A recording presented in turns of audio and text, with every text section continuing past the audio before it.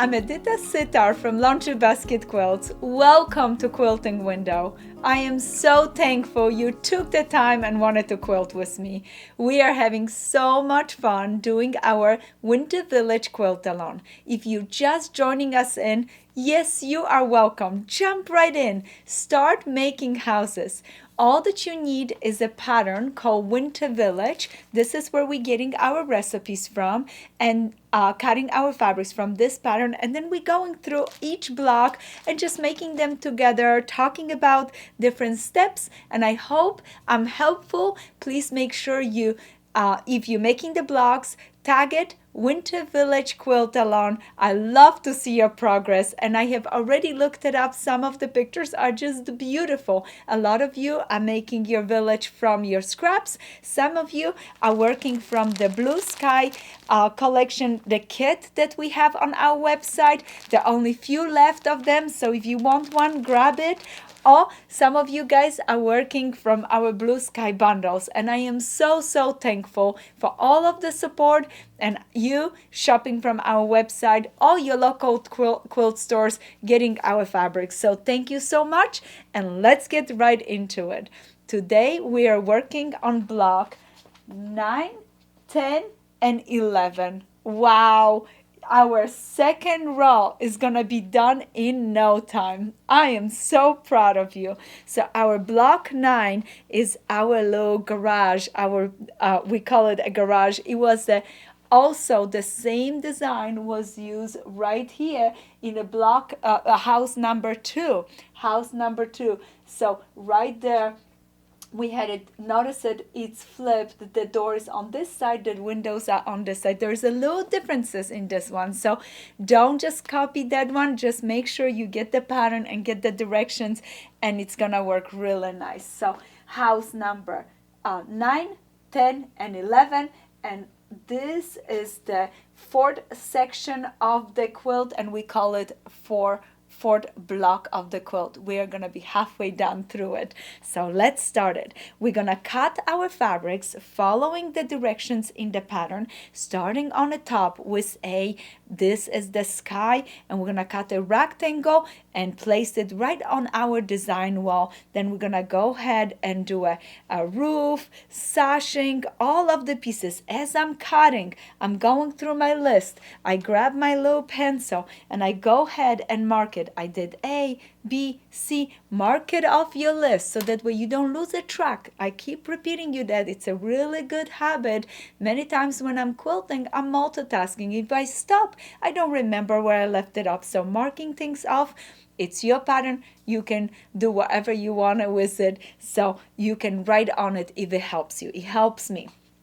Okay, as soon as you finish cutting all of the pieces, now we're gonna put units together. And we have learned a quarter square triangle unit. I showed you in our video number 1 for the quilt alone. So go review it, choose your favorite technique. I'm gonna use the traditional way.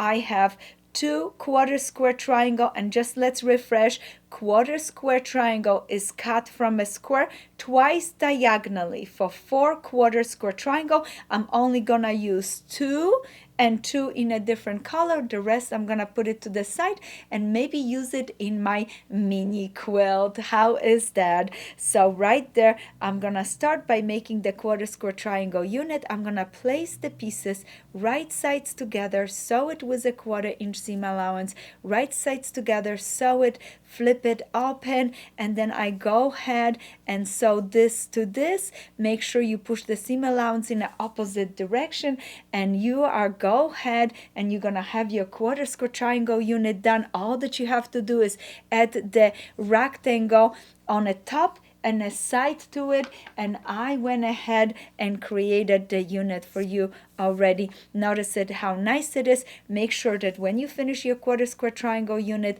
you trim it to 4.5 by 4.5. That way it is perfect to sew those other 2 pieces, and this part is done. Then I'm gonna go ahead and sew the top and the bottom to the window, push my seam allowance towards the blue, push my seam allowance towards the blue, then add my little rectangles in between, and pay attention.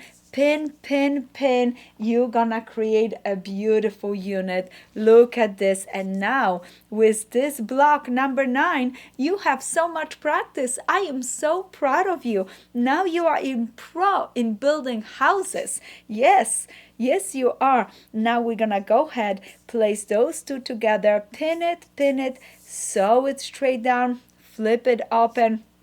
Seam allowance gonna go towards that rectangle right here, the blue one right there. All of the pieces are pressed beautifully. As soon as you finish, you're gonna go ahead and sew your roof to the sky, place it right sides together, pin and pin, flip it up and push seam allowance towards the roof, towards the blue, then add our barn to it, sew it, push the seam allowance towards our roof, and you have your block finished. Look at this. Oh, I have all of those pieces just like this. Look at, I just sewed this. This was done. This was sewn to this. Sew it together. So let me show you this block. I just had to add a sashing to the side. So I placed it right sides together.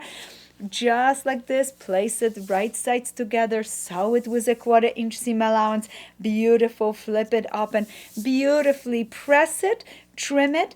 On every house, I give you bottom right corner, unfinished size. It gives you the size of your block. So make sure you're squaring and trimming your blocks. And now with the 9 house, I'm getting questions and comments, and somebody say, hey, I sewed it, didn't work out right. What do I do? Don't throw it away. Don't get upset. Just square it up. Add a little sidewalk in the bottom. Make sure your house is exact size you needed. If something shifted off and things didn't work out, just smooth it out nicely with an iron and learn from it that a good 1/4 inch seam allowance will give you good results. So learning from it, but adding a little pieces, extra pieces, it's your quilt. You can fix it that way too. Okay, we just finished our block number 9. Now we are gonna be cutting pieces for block number 10. I'm gonna place my pattern in front of me. Let me find it. Oh, perfect.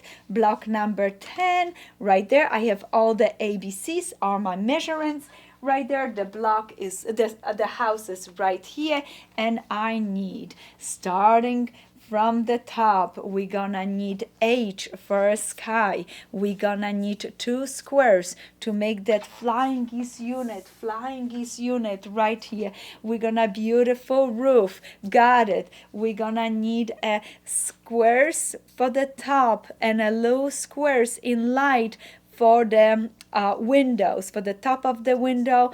And notice the fabric has a direction. So as I'm cutting and laying my pieces, if something rotate, notice how it rotate, I turn it and put it the right way to match all my other pieces. I always lay it out next to me. That way I know where things are going. I'm paying attention. And as I'm grabbing them, I'm paying attention.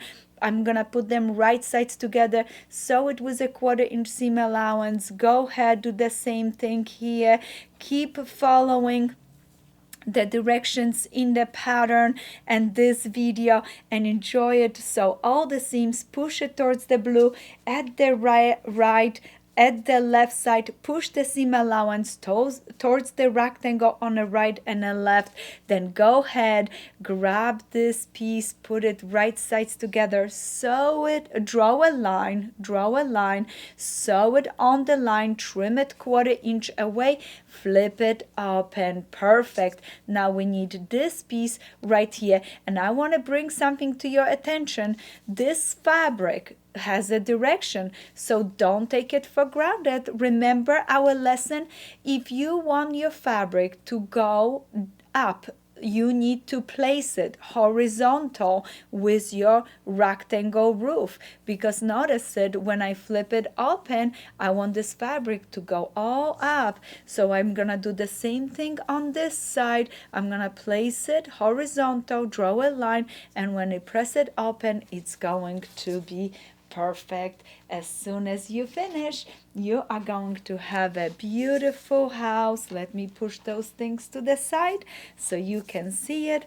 All my pieces are going really nice, and I'm gonna sew a sashing right here on this side, flip it open, push it towards the light, and I have a beautiful, beautiful block. This is our house number 10, and we are ready for house 11.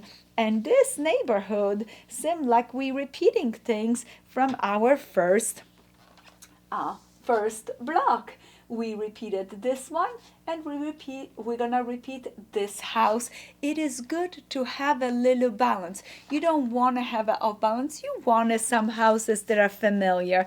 So right there, Sky, now you are pro in making that first little house. How many of you guys and girls have done it more than one because you love that little cutie? Oh, I can tell there are some of you that absolutely enjoy it. Let me bring the pattern. I always like to have the pattern in front of me, because with the pattern I'm paying attention where all the pieces are going. Even when I'm talking, visiting, I need to pay attention. So I have all my pieces right there. And this time we don't need a sashing. This is next to the border. We're not gonna need a sashing. House 11 doesn't need a sashing. We're gonna start by sewing those 3 strips together. We're gonna push it towards the chimney. As soon as we finish, we're gonna know that our 1/4" seam allowance is the right way. I have already done that right here. Let me push it to the side and show it to you. So push the seam allowance towards the chimney. I'm gonna draw a line. Remember, chimney lays horizontal with our roof. I'm gonna draw a line. I'm gonna sew it right next to it. I'm going to trim it. Let me show you how. I'm gonna grab this, trim this, super, just like this. Exactly. As soon as I finish, I'm going to push it right there, just like the seam allowance going towards the roof, seam allowance going towards the roof. Now I'm gonna do the other side, where I'm gonna place my square. Again, I'm paying attention to the direction of this fabric. Notice the direction of the fabric. I'm gonna draw a line, I'm gonna stitch it, and I'm gonna press it open to create that triangle. After, of course, I trimmed it this time, my seam allowance is going towards the light fabric. Why did I do that? Because when I place this rectangle over and I'm stitching, I don't want a bump right here. I want nice, smooth, and all the seam allowances are laying the same direction, so it's easy to sew. I'm gonna flip it open, super. Now I just have to sew this to this, this to this, and then the sides. Let me show you. Look at this. So I sewed that center window right there, the 2 rectangle top and the bottom. I push my seam allowance towards those rectangle. I push my seam allowance towards the side rectangle. I'm gonna do the same thing on this side. Pin, pin, sew it, and I have a beautiful house where I'm gonna sew it into the roof, and this house is finished. We've done it. We just complete our 2nd row. Guys, you are just amazing. I cannot tell you how proud I am. And you are just ready for that little challenge of making a tiny little mini house. Look at how nice that house 11 come out. Isn't it cute?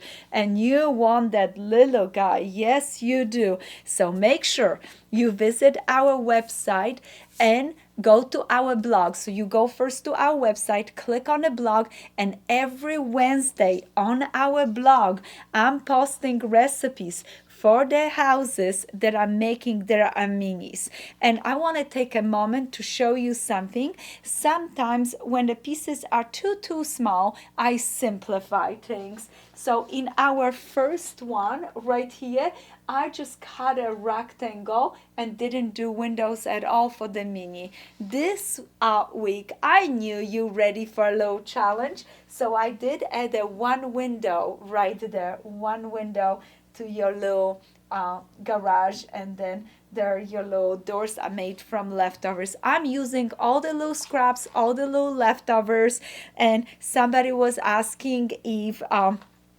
gonna add a little trees to it. Visit our video on Pinehurst, and I'm showing in that video how to make mini trees. Maybe, maybe not. I don't know. Maybe I'm gonna make more of those blocks. We see. For now, I'm doing 1 week at a time. I'm enjoying. I hope you're having fun.